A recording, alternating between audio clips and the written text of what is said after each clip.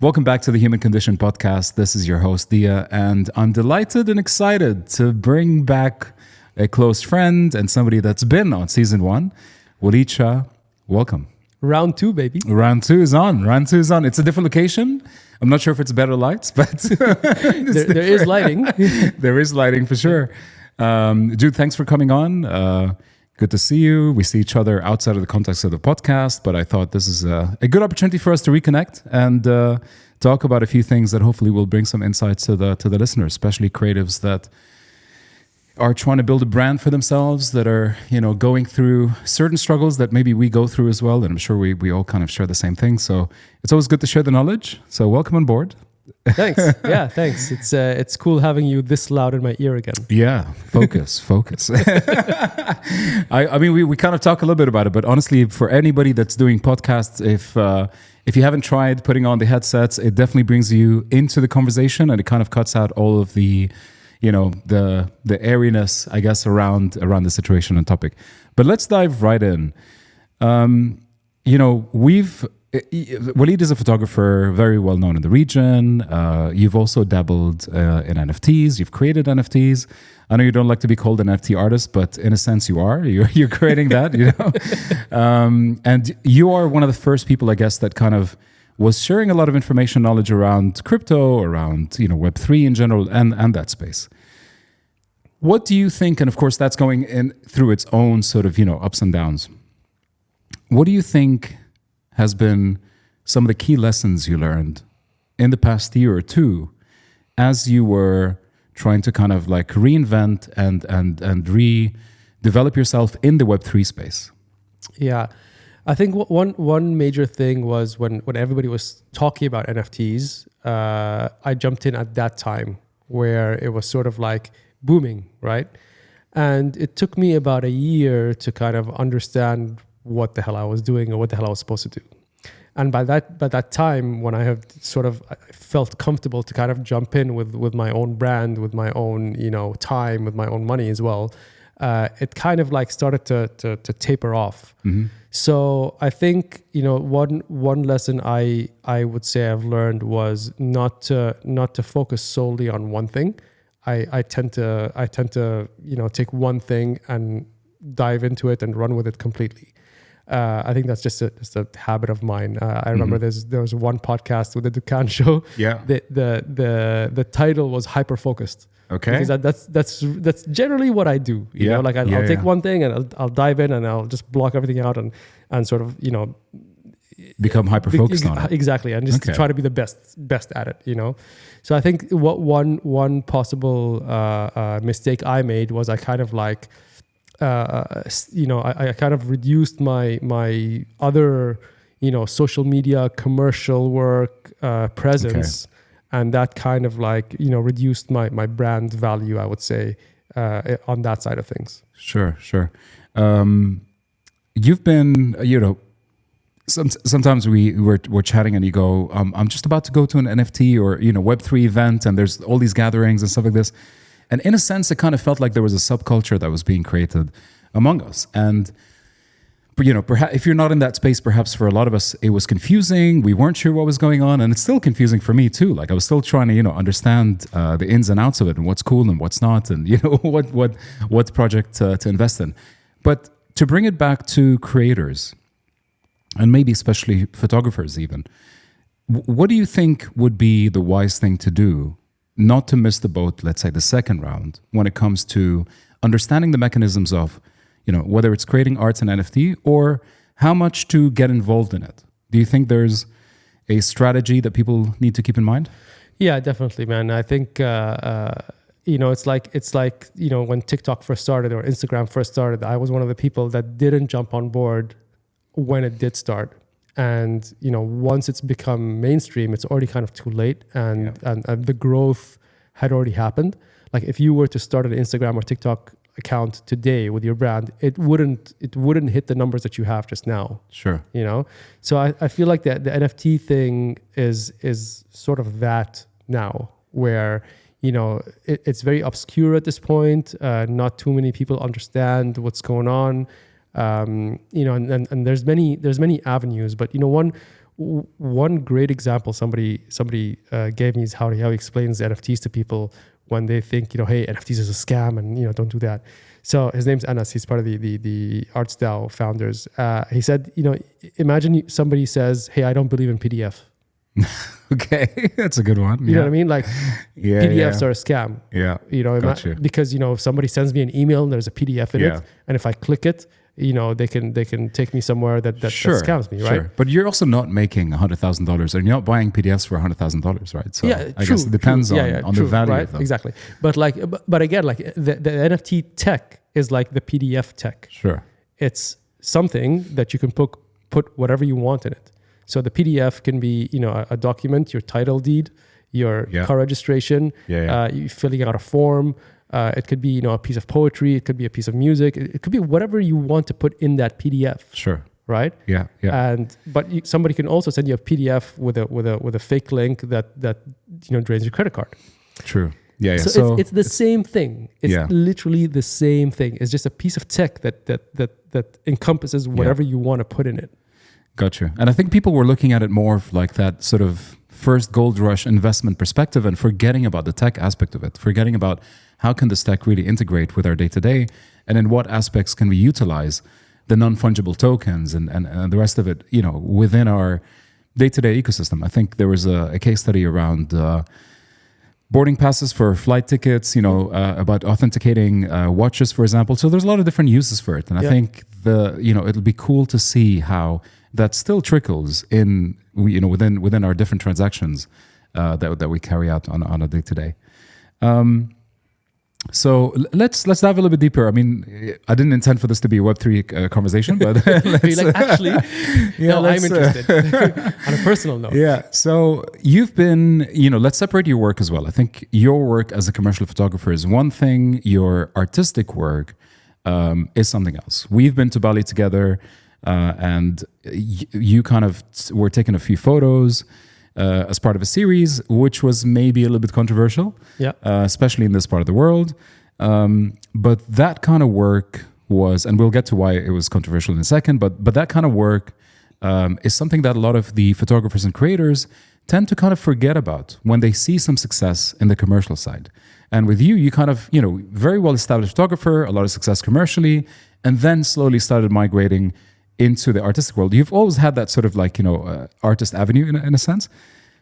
First question is, which one gives you the most reward? Like when it comes from a creative perspective? And with your recent photo series, what was the main message behind it? Yeah. So reward change, like the way I feel reward changes over time. And when I was first starting as a commercial photographer, the reward was getting the job. It wasn't how much I was getting paid, but it was closing the deal.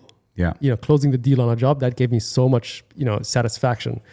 And before being a photographer, I was an engineer. I sold chemicals, so I'm like sort of this salesman at heart. Yeah. Where I remember explaining it in a very shitty way, but like that's really how I feel. It's like I'm very satisfied where when I'm able to make a deal where there's money moving from your pocket to my pocket. Yeah. It's a shitty way to explain it. Sure. But like it's satisfying to think that, hey, I'm able to do that.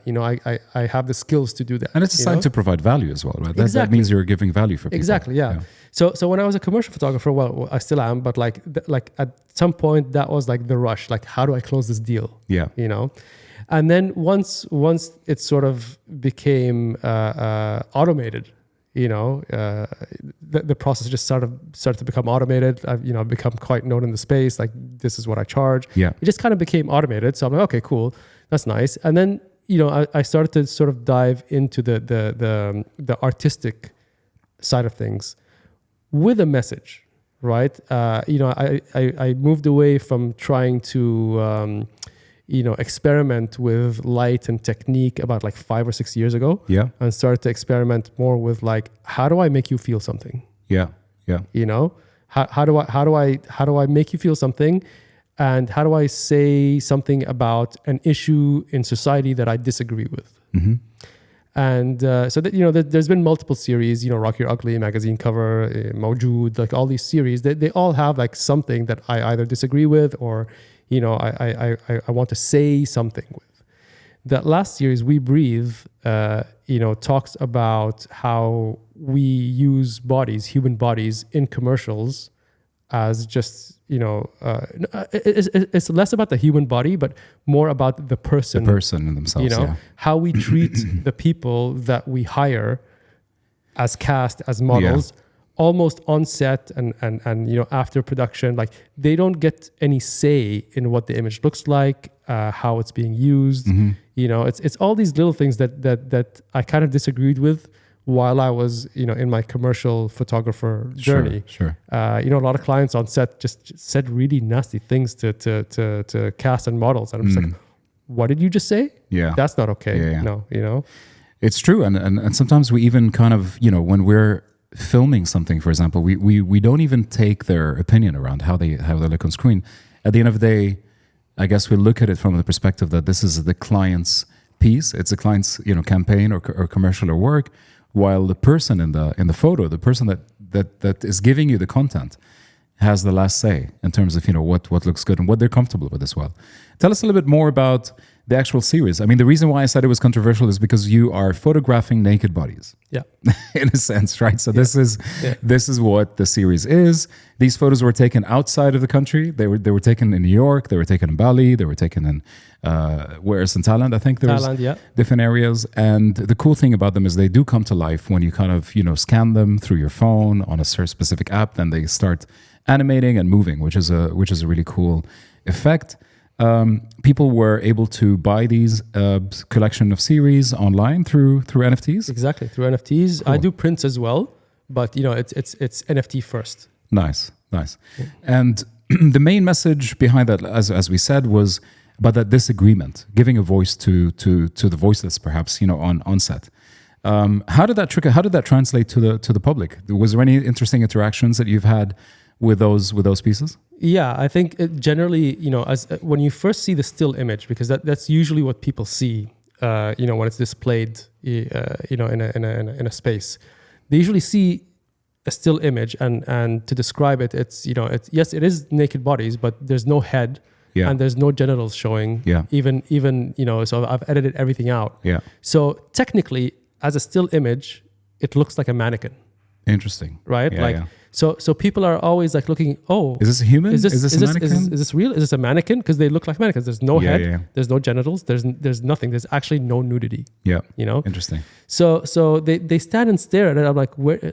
And a lot of people ask, like, did they come like that? Okay. Or did you get them custom made or something? Interesting. You know, like those are the questions. And then, you know, I pull up the app, and they look at it through their phone, and that mannequin comes to life and it starts moving. Yeah. And they're like, what, how did you? I don't understand. Explain this to me. Actually, it's a human body. It's a person. Yeah. But, you know, we edit out, you know, the head and the genitals to make it look like a mannequin, for you to think that it's a mannequin, and then it moves. So it's called We Breathe. Right? Yeah. As in, hey, we are people. We breathe. We have souls. We have opinions. You know.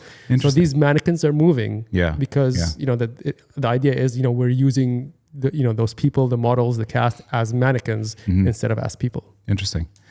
And you know, I think this brings me to the next sort of question around what gives you the most sort of satisfaction. I think we talked a little bit about, you know, when you make $1,000 or $2,000 from an art piece or from a collection that's meant to be part of that series, it's a little bit more sort of like rewarding in a sense, because it's something that's out of the ordinary. And, you know, even though you get paid a lot more as a commercial photographer, but getting that sort of recognition from an artistic expression is always different. It's always nice.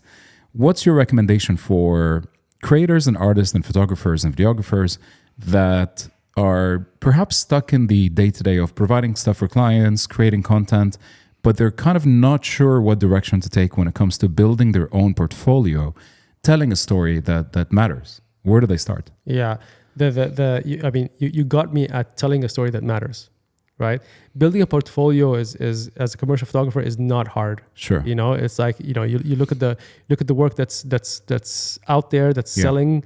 You know, you kind of like, you know, copy it basically. You know, set up your own shoots. copy it a little bit, and then you're sort of good to go.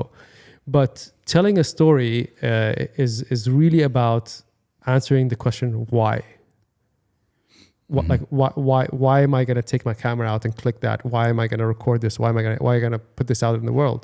And it's that like the answer to that will sort of guide you to the path. Exactly. Interesting. So I remember recently I was in Cairo doing a workshop, and someone was showing me their work, and she was like, it was basically African men dressed in certain clothing, and she just pulled out her phone and she started showing me the work, and I'm just like, so why are you showing me this? She's like, I just want you to see my work. I'm like, so okay, tell me about it. I can't like what is this for? She's like, I'm not sure. I'm like, well, you gotta answer that question. Like, why did you shoot this? Are you selling? Because like when I see it, I see clothes. So are you selling the clothes? Are you telling the story of the people? Like what do we? Why am I looking at this? Why are you taking your time to go and do this? And why are you taking my time to show me this? We recently went to a museum in Amsterdam, and we were trying to look at Rembrandt's art. And that, what you just mentioned right now, kind of resembles the story behind the great pieces. I think when it comes to a painting or any kind of art piece that's valued at a very high value, there's always an interesting story behind it. Either it captures a moment in time that went down in history, or there's an element of a story that was super unique that kind of translated and connected with the people that allowed that piece to become something that's valuable. So as creatives and as creators, there's so much talent all around us, and somebody can sit and paint them, perhaps paint the Mona Lisa or paint something exactly copy Rembrandt's work, and then we've seen the copies even in the museum, right? Yeah. But it's about the story of the artist. It's about the journey that they decide to take. It's about how they show up in the world and what kind of what message do they want to start bringing out consistently, without fail and without seeking recognition. It's just knowing that this is the way they want to see the world, and this is the stories they want to tell. And I think 100%, you could be taking amazing photos, like you mentioned, but if it doesn't sit within a certain narrative that you need to believe in, then exactly, you need to. It needs to be part of your day-to-day sort of conversation. Yeah. So putting work out that doesn't speak to what you generally speak about to your friends and family on a day-to-day, it'll just kind of it doesn't sit well. Yeah. True. And I think that's one of the key things that a lot of us sometimes miss out on, because we think about developing our skill set, what's a new gear, what's a new tech, how can we become better in that aspect? But when was the last time you tried to tell a story with a simplest form, right? It could be your phone, it could be anything, piece of pen and paper. But telling authentic stories that represent who you are and how you see the world is a lot more valuable in your journey to becoming an artist, per se. If that's what you want to do, right? If you want to become an artist, is what journey are you going on and what stories are you telling? And I think that becomes very valuable to then back it up with those pieces that come out of these journeys. You've a while ago you've taken those photos of people that work in Abu Dhabi, I think, and in Dubai that haven't seen their families for a few years, and then you went to India to deliver the photos to their families on a motorbike, and it created like a bit of a road trip. So I still remember that story. I've seen a few of the photos, but then I tell that story for a lot of people. I'm like, cool, like this is a journey, right? So you believed in connecting the people that are working here but haven't seen their families, and then you decided on going on this adventure, and finding those kind of adventures and finding those kind of experiences enrich the journey of an artist. But the why of that project, what was the why? I don't know if I've ever spoken about it, but like for me, it was I wanted to. I mean, UAE is home for me, right? So I looked at the population of the UAE, and it's basically 60-something% from Kerala. Interesting. Not 60% from India, 60% from Kerala, not just India. Yeah. Specifically One Kerala. city, yeah. And those are, that's the culture I grew up around. Living in Abu Dhabi, like everybody who's working anywhere in the service industry was from Kerala. It's either Philippines or Kerala, right? Yeah. So that culture was very close to my heart, and I wanted to understand that more. And I wanted to not just go to Kerala, I wanted to go into the homes of people in Kerala. Yeah. Right? So I created this thing that allowed you to allowed me to step into people's homes in Kerala, real people's homes in Kerala, to connect with them and understand that culture. Yeah. So that was my why for that project. Yeah. To understand my home better. Interesting. And that allowed you to come up with that sort of, creative thought or creative process that then opens the door, like literally opens the doors of people and families in a different country, in a different city. And I'm sure that sort of received you and met you in a very authentic way. Which is a beautiful thought when you're thinking about it as well. I'm known. Let's maybe dive into the geeky side of creators. I am probably the kind of creative creator, whatever you like to say, that is that is always looking out at the new tech, the new gear, the new thing that that would excite me to create. Right? How much of the tool do you feel is important to connect with that then would allow you to be inspired while you create? And I understand that, there's a level of, it's not about the gear, it's not about all of that, but also from a creative perspective, let's say photographer specifically, does it matter to have that sort of connection with your tool? Very good question. So the way you ask the question is, the answer is yes. Like it matters to have the connection with your tool. Okay. But what tool that is doesn't you don't need the latest version of that tool, or you don't need the upgraded or the next one or a different tool. Like as long as you have that connection with your tool, I think you're good. Like for me, it's not just any camera. It's a specific camera that when I'm holding that camera, I'm going to be creating the work that's going to live for a long time. Yeah, interesting. But with my other camera, you're just playing. I'm just playing. The energy changes. It's right? very different, and I love the way you asked that question. Yeah. It's very, very different. And it's not because it's not because of the tech specs of the camera. Well, let's be honest, it is the tech specs of the camera. But if I get something that's has higher specs than the one I have, I probably won't be very comfortable. Yeah. Just because I've built that relationship with this specific camera. Yeah, so yes, it becomes a little bit of a ceremony, right? Like when you do sort of hold it, the intention behind the process and the reason why you're going out is all of a sudden now becomes a little bit more serious. You're spending a bit more time thinking about your framing, putting in the effort, versus if it's just, for me, it's the RX100V, for example, the Fuji one, I'll take that and I'll be like, cool, let's just play around. Yeah. But if it is, for now, I'm using, let's say, the Sony R5, and for, with that camera, it's like, okay, what are we doing? What frame are we trying to capture? I was dabbling into the Leicas, but we'll see about that. They're a bit too punchy. But, taking it back a little bit to, we touched on a little bit the ceremony aspect of things. How much do you think it's important for creators and creatives to create a ceremony for themselves to reconnect with themselves, and also to find the true meaning of what they're trying to create? And I'm not talking commercially anymore. I'm saying on the personal level. We all get into places where we're not inspired. We're feeling a bit sort of low, and so I mean, in that space, what do you think would be a good way to get out of that space? Yeah. What would you do to try and kind of bring energy back into your routine and into your life? Before I answer that, just a disclaimer: everything, from this, for this question, the answers are coming from a place of very high privilege. Yes. Right. Sure. Sure. You know what I mean? Being an artist.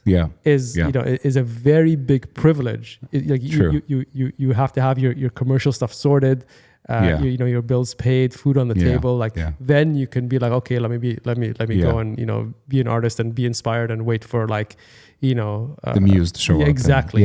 So that it's we have to recognize. But let me add one more aspect to that, because even in the context of work, if you are a creative that is earning money, based of what you provide to the world and what you provide as a creative outlook and aspect, even in that sense, people get into a rut.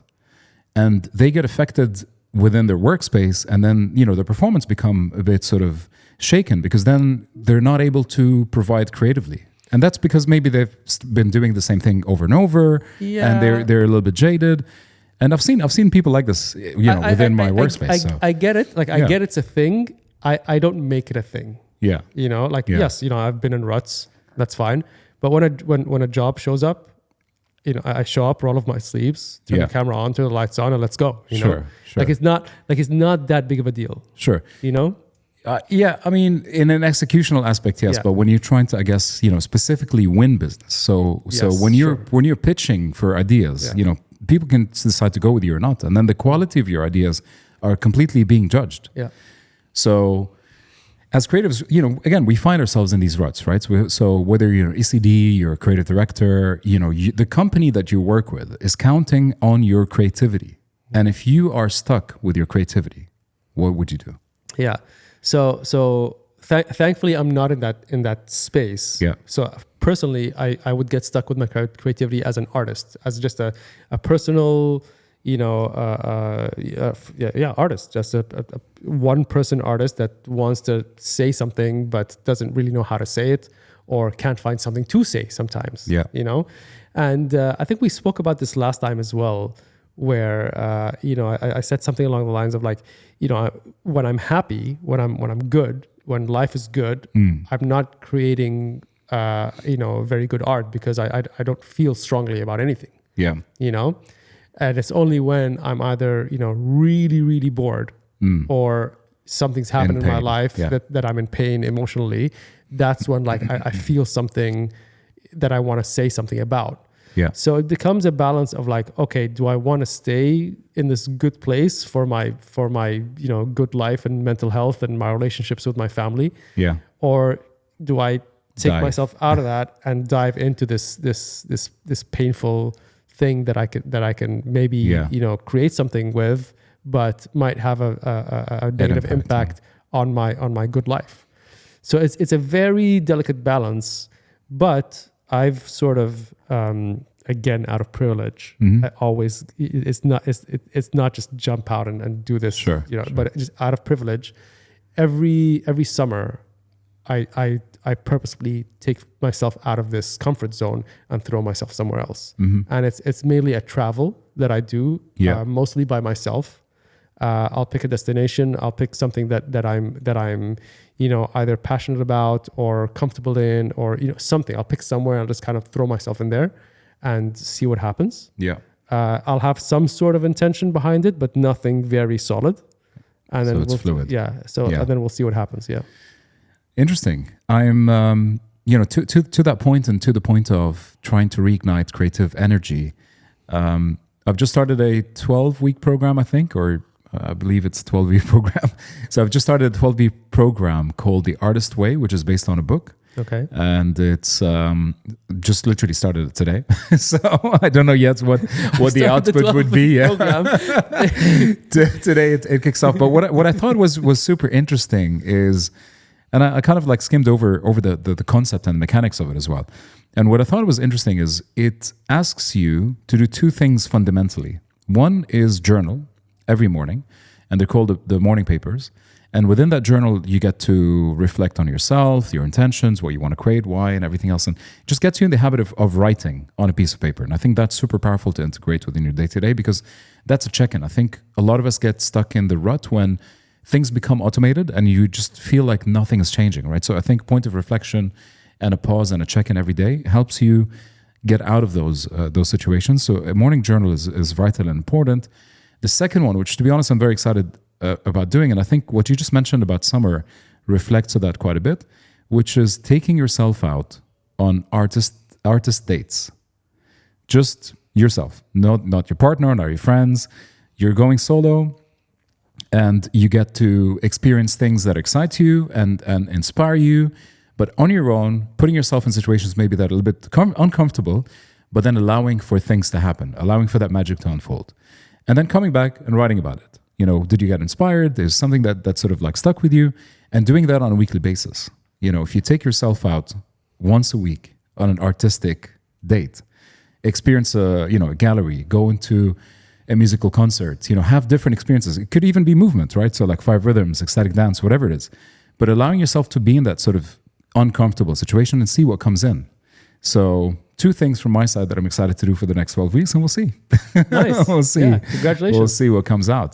But I completely agree. I think a lot of us don't, allow for the magic to happen. And the magic really starts happening when you put yourself in uncomfortable situations and you experience things on your own.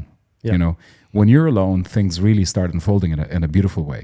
Because when you're alone, you can be whoever you are.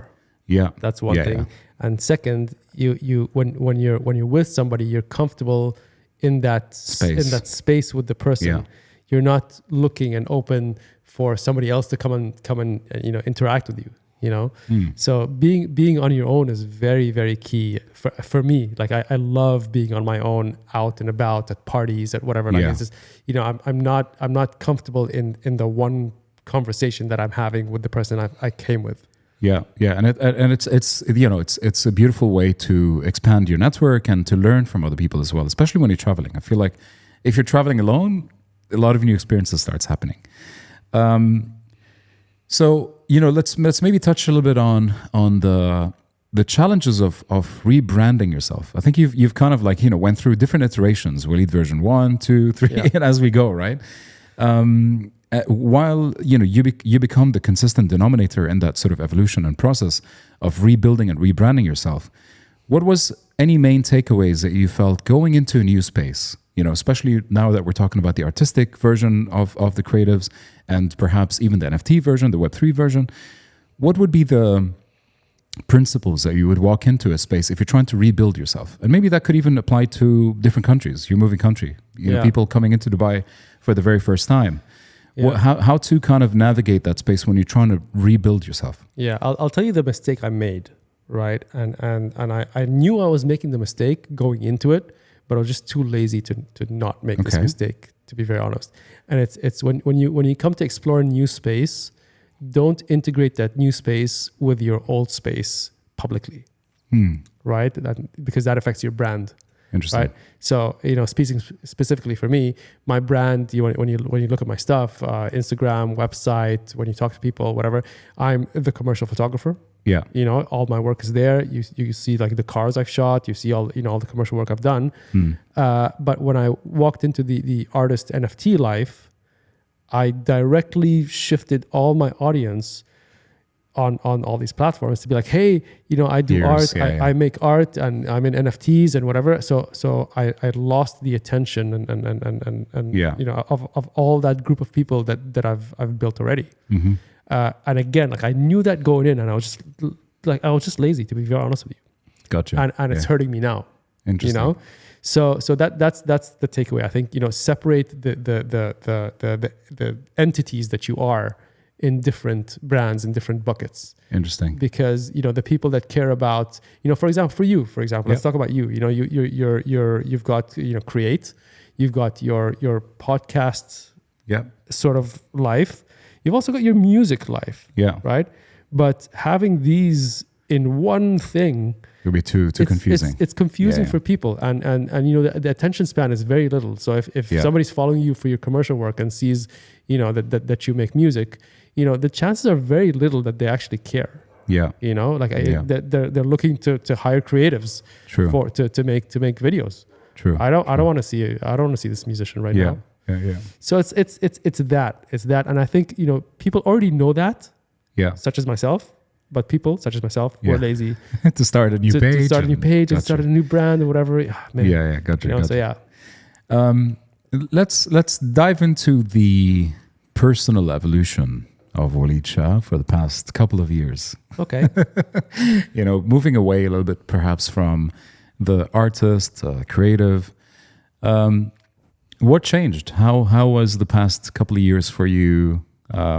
On a personal level, when it comes to maturing, growing up in the world, getting up, I guess connecting with kind of like new principles and new frontiers. Yeah. Anything that shifted in the past couple of years for you? And we laugh for many reasons. Yeah. Deep question. I don't even know where to start. But I think, I can't speak to like a specific experience really, but generally, I think I listen more. Before it felt like I listened more, but I was just not talking anyways. Like I generally don't talk, in social settings. I just kind of hang out. But over the last few years, I started to listen more and understand, different perspectives. Before I would just kind of like judge the different perspectives as being like, what the hell are you talking about? Yeah. Yeah. Now it's like, okay, hold on a second. Let me listen to this perspective and acknowledge that there is another perspective, whether I agree with it or not. So that little bit of judgment when I'm listening to people has kind of faded away. So I think I've my cultural wrong or right meter has kind of disappeared. So whatever somebody's doing or whatever somebody thinks is not wrong or right anymore. It just is. Yeah. You've, a while ago, while we were traveling, you kind of mentioned something that I thought was interesting, which was, if anybody was to play a piece of music, I'm going to take the time to stop and appreciate it. And I think that appreciation to any sort of creation is something that if we all had, even for the creator, just to show that sort of level of respect for all the time and dedication and intention behind creating a piece, right? And not just creating a piece, but also taking it to public and playing it in public setting. Yeah. So for a lot of us, sometimes we pass by street musicians, we walk into a restaurant and somebody's playing, and it just becomes part of it, becomes part of like the scene and setting. And I just want to highlight like the power of acknowledging those creatives and creators that have spent many years building their craft and getting to the point to be able to be comfortable performing something in public, right? So let alone just performing, but even writing something to then perform it in public, which takes us to a whole new level as well. Yeah, what changed in that aspect? It's not. Before what changed? It's not just creatives, by the way. It's people. Yeah. Like it's not about creating a piece. It's about saying something, right? Whether you say something in creating a piece of music or poetry or a movie or whatever it is. Yes, like now, I will stop and take the time to listen, to stop and listen and appreciate whatever you're telling me in whatever medium. Yeah. But also as people, right? Yeah. So if somebody's trying to tell me something now, like if we're not just having a quick conversation in passing, if anybody starts talking to me about something, I'm stopping. Yeah. I'm stopping and taking the time to listen. Yeah. And what changed in that aspect? What's created? Because we're all guilty of feeling like we're too busy, and we are too busy, of course, on the day to day, and getting into the mindset of, okay, if I don't connect with it, if it doesn't mean anything to me, if it's not in my sort of field or in my world, I'm just not going to spend the time, trying to understand it, basically. Yeah. What changed for you? How do you explain appreciation this? How do you explain this? I don't know. I'm not sure I can explain it. I think it was a moment of clarity. I would say, there was a ceremony involved. Yeah. And we had a moment of clarity. And I saw sort of like understood the connectedness of the world and how every piece of something that I already appreciate had to have come from something that I'm unaware about. I'm unaware of that somebody had taught that person. For example, I'll give you that example of like the piece of music that I heard with the guy playing the cello. Yeah. At that moment, I was like, I understand that for this person to play this cello and put out this piece of music that really touched me at that moment. Yeah. So much had to happen. He had to learn this cello. Somebody had to learn the cello before him and teach him the cello. Somebody had to create Spotify. Yeah. To allow for that streaming to happen. At this moment for me to appreciate that. Yeah. So I just there was a moment of clarity where I saw like all the connectedness of the world. Yeah. I'm like, wow, I need to stop and appreciate everything that's being given Created. to me. Given to me at any point of time, whatever it is, not just creative. That's the thing. It's not just about creativity. It's just about human beings and the world, whatever you want to say. Yeah. If you're saying something, I'm going to stop and listen. Yeah. Interesting. How much do you think, or do you feel at the moment that the universe plays a role in, or whatever sort of collective energy, or whatever sort of like orchestrates those moments and and those things to happen. So how much of it? Let's rephrase. I think there's, there's you're gonna go very deep. I'm like, where are you going with there this? Is, Man? yeah. So there's a little bit of a two mindsets of people when it comes to interacting with the universe, right? And whether you believe in whatever energetically, power that sort of orchestrates, the system that we live in, there is a closed mindset and an open mindset when it comes to interacting and dabbling with the world.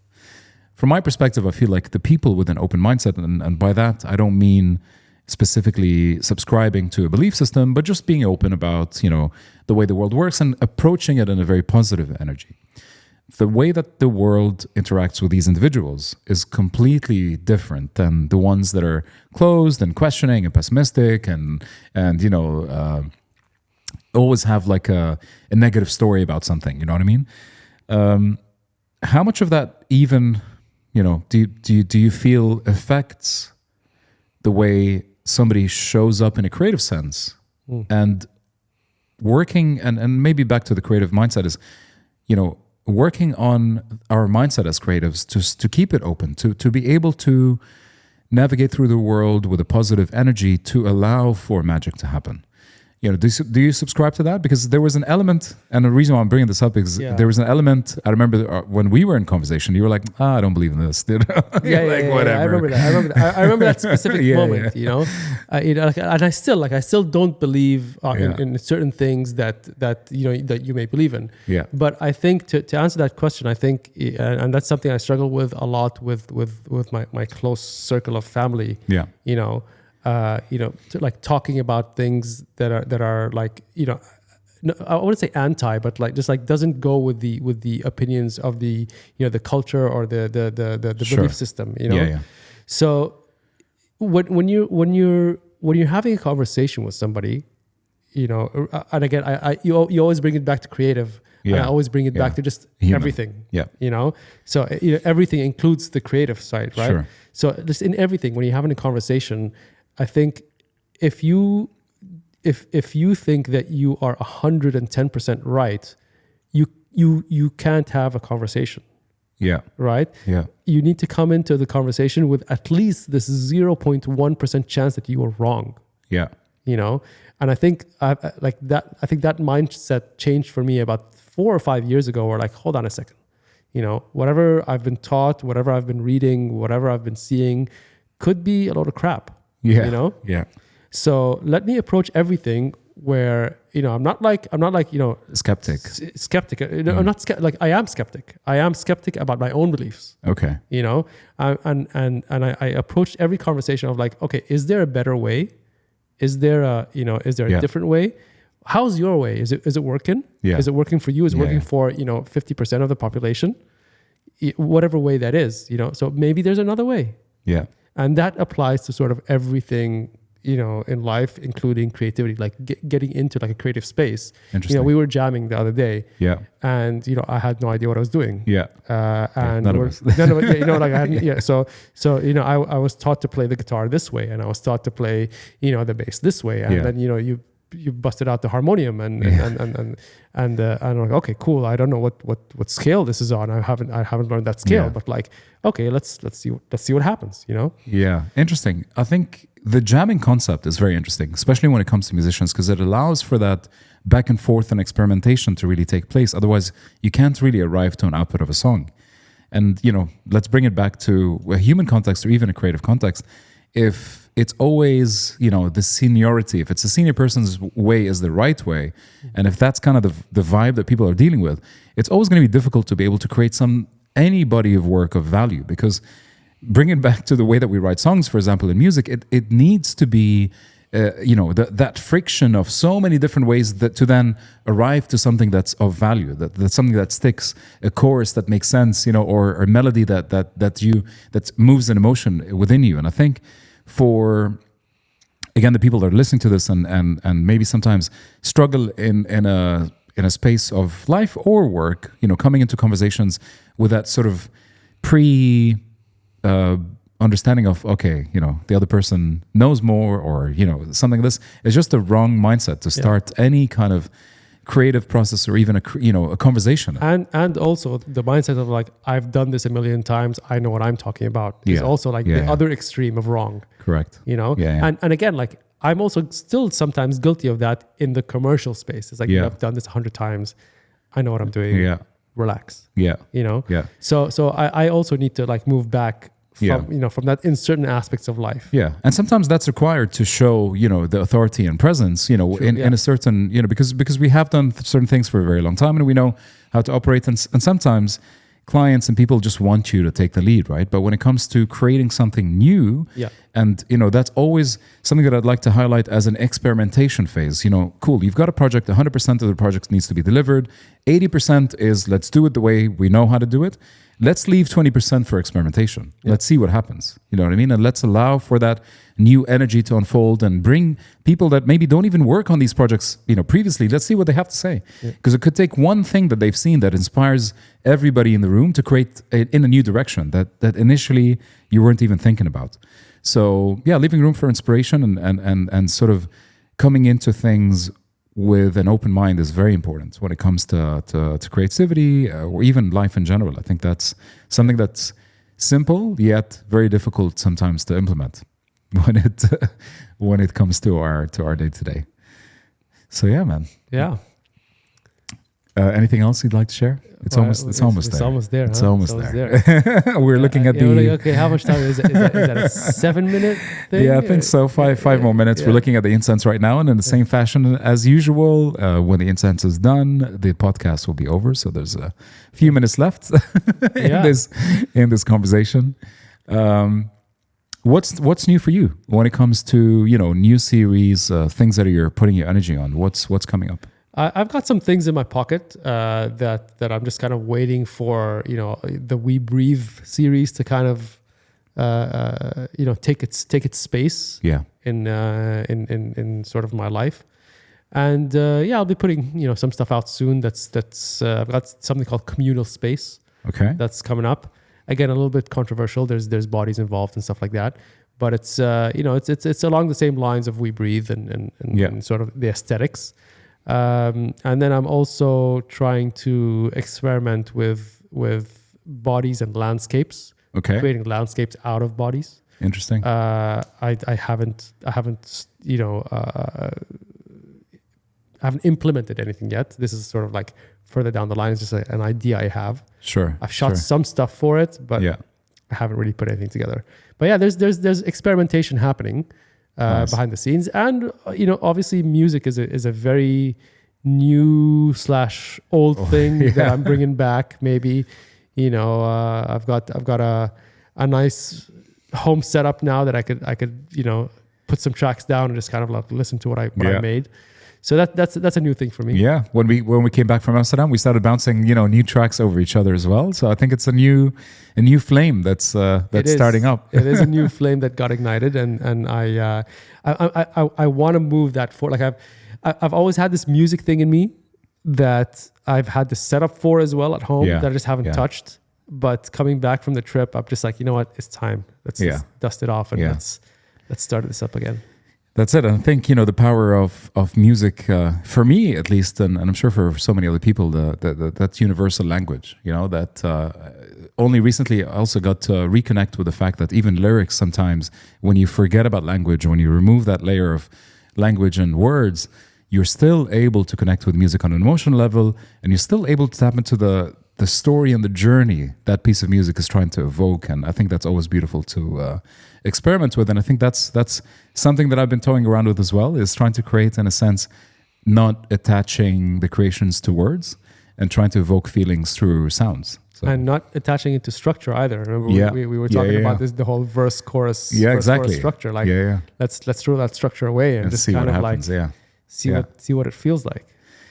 Yeah, beautiful. We're almost there. So, Waleed, thank you so much for joining us on this episode of the Human Condition podcast. I'm sure it's going to be another insightful one for the listeners, and we will get you on for another conversation very soon. Should I book season 3 in right now? Season 3, and maybe even season 2. Let's see. Okay, cool. Maybe even season 2. If you made it this far to the podcast, thank you so much, and stay tuned for the upcoming episodes. See you soon. Peace.